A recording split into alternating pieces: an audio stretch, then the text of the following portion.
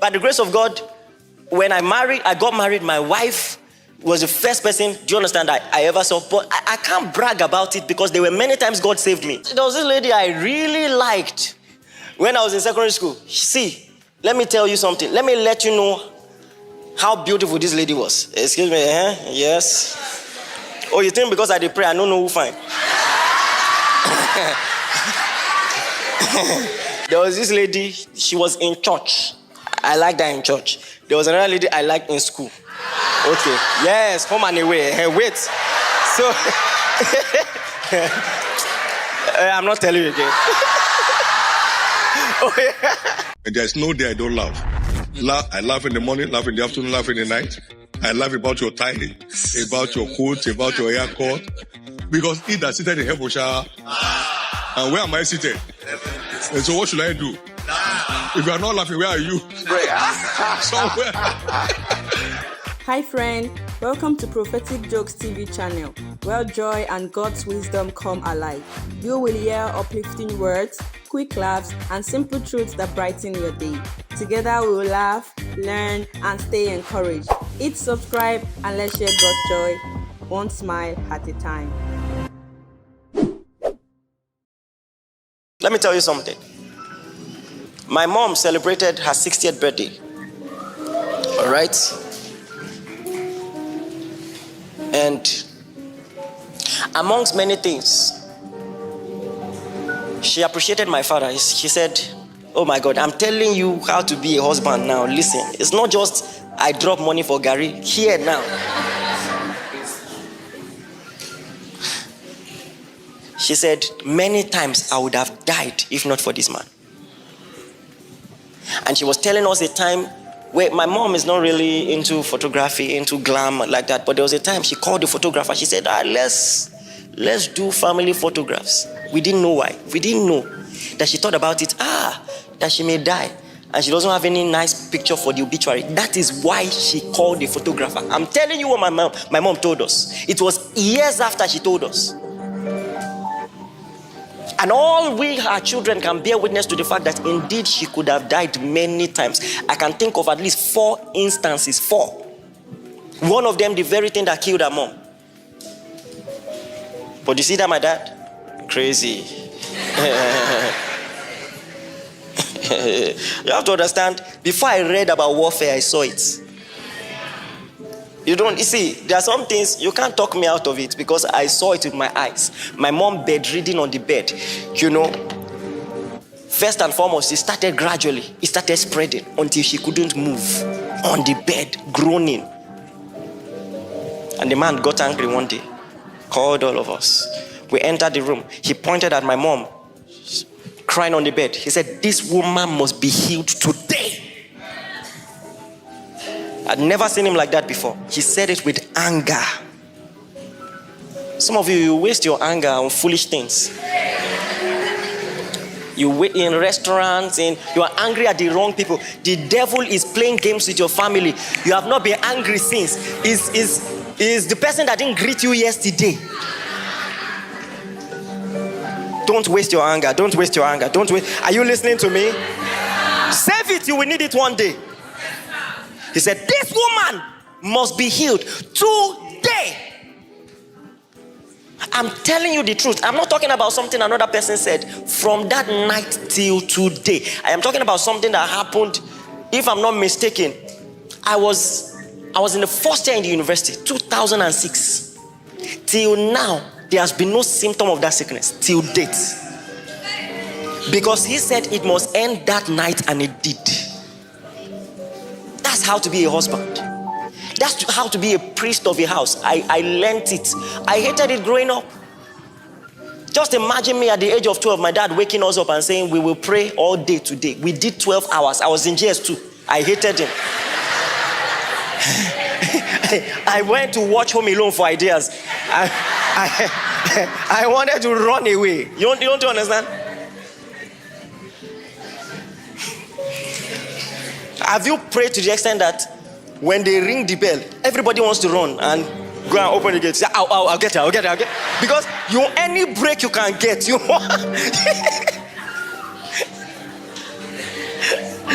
I remember that day. By 4 p.m., my uncle was at the gate. We are praying. Okay. He said, don't worry now. Don't let me disturb you. Go and join us. I said, no, how is the family? How is work? He said, fine. How are your children? Fine. How is your health? Fine. Just take your time.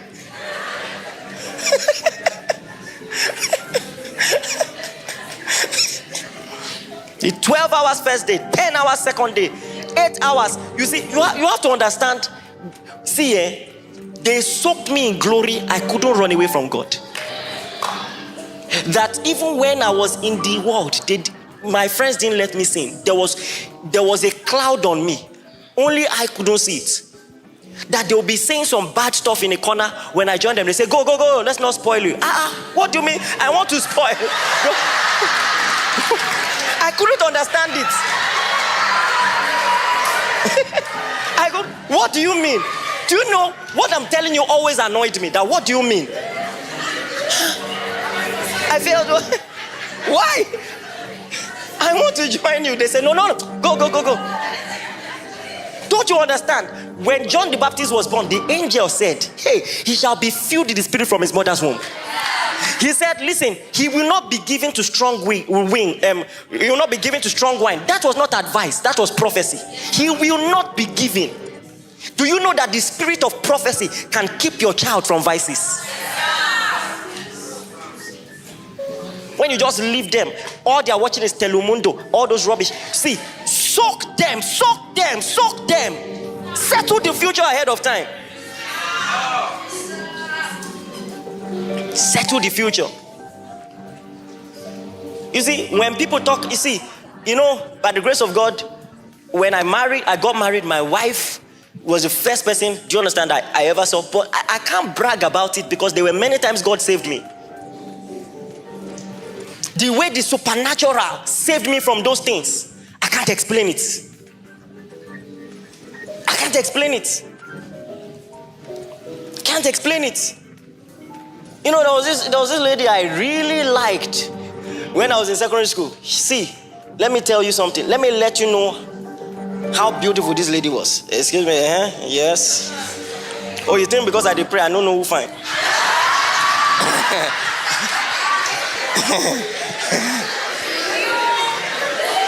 So, now, to tell you this story, the way some of you are already laughing. So, don't judge me. There was this lady, she was in church. I liked her in church. There was another lady I liked in school. Okay. Yes, home and away. Hey, wait. So, I'm not telling you again. Okay. So, in my defense, I wasn't dating any of them. I was checking to see who will agree. So, because both of them were doing summer. Now, oh yeah, now. Now, I was walking with this lady in church after calm down. You like to gist too much. I was walking with this lady in church. We're walking on the road. Now, the lady from school was driving in her dad's car. No, I'm not that voice. If you try UK visa, they don't give you. No, try US. Wait.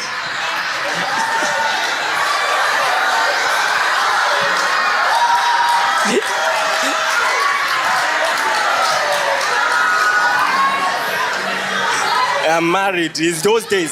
So understand. And I was not in the Lord then. So context, okay? So you guys are somehow. Let me speak freely. So now, that lady in school, she always felt she was out of my league. She had a crazy idea. Why would she think that? You know who I be? But when she saw me with this lady, and she could tell just by looking that this one was already into me, and she, according to her, felt that this lady was way, way, way beautiful, and all of that. Because of that, she began to give me more attention in school. And this was her own admission, that when I saw you with that lady, she said, who is that lady? She's so beautiful, this, that. Now, so I'm telling you this for a reason. So now, imagine this lady. She was more into me than I realized because I was a novice in this thing. I told you, I actually did ask her out and she said no. And so I said, okay. And I moved on and she came back the next day. That you're funny. I said, why? She said, I just said no. You couldn't, and you stopped like that. That you couldn't press further. Anyway. I was in my uncle's house and that's where I was staying, writing my exams because it was closer to school, preparing for WAEC. And then someone 3 houses away who attends the same church came and knocked on my gate. I said, guess who's in my house? And I said, who? She said, that girl. I said, well, why didn't she come and say hello? She said, I said, you are playing. She said, no, she's waiting for you. I said, what do you mean? I said, I'm not in the mood for games. So now, she said, come. She's just here. So I went. I said, where is she? She said, she's in the compound. I entered the compound. I didn't see her. I said, I told you stop playing games with me. She said, oh, maybe she's in the living room. I entered the living room. She was not there. I said, what's wrong with you people? I said, what's wrong with this? And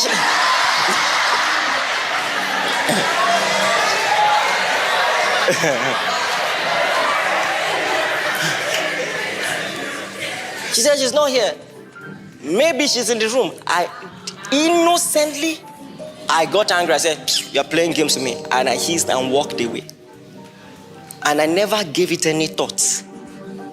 Honestly, never gave it any. You see, I was so naive. I didn't understand what was happening. Until about 3 years after. I wasn't thinking about it.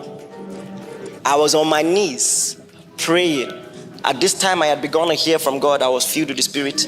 And I just saw, I saw everything that happened. I said, God, let me tell you something. I'm not talking about now, full of the Spirit.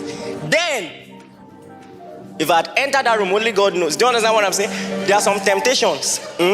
God has to hold you, carry you like this with his hand. We know that song, carry me there, God. He has to carry you. So I said all of that to say, the Lord saved me many times.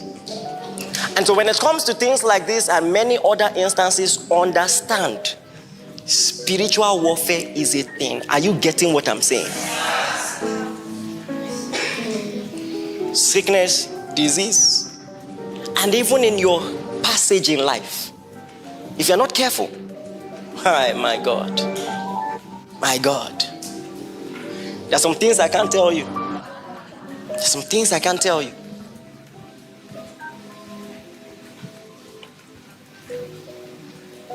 Not every downfall is ordinary. Are you listening to me? Some of them are orchestrated. They were determined ahead of time. And even on our own side of the curve, in God's side, you see how powerful utterances are. 2 brothers are fighting for utterance of their dad. That because the dad said something, he knows he'll be successful in business.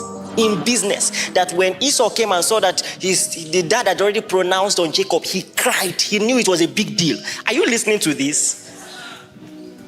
So the same way, make no mistake, someone who doesn't have covering, they can speak words over him. They can speak words over your marriage. They can speak words over your health. You must be aware. There's one of us. He's a pastor now. He called me years ago. His mom has been bedridden for months. What is the matter? Heart disease, she has a hole in the heart and all of that. So I said, give her the phone. And as he put the phone in her ear, I saw a vision and I could see the mom lying in the bed. And I saw what looked like a monkey. That's the way I can describe it. Monkey. There were many things that made more sense to me when I began to read Kenneth Hagin books. Because many of those things I had seen, nobody taught me. I would see them in the spirit. I didn't. But when he said he saw, I said, oh yes, that's what I saw. Monkey sitting on the bed and wrapped the tail around her chest, the exact region where they said the x-ray saw a hole. Are you listening to this? And I said, you foul spirit of infirmity, I command you to leave. It came down from the bed and ran away. The woman got up instantly, and was healed. Went to the kitchen later that day, cooked a meal. Are you with me?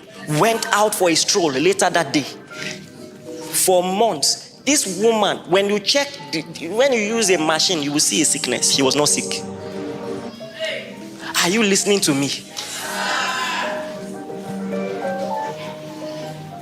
We wrestle not against flesh and blood, but against what?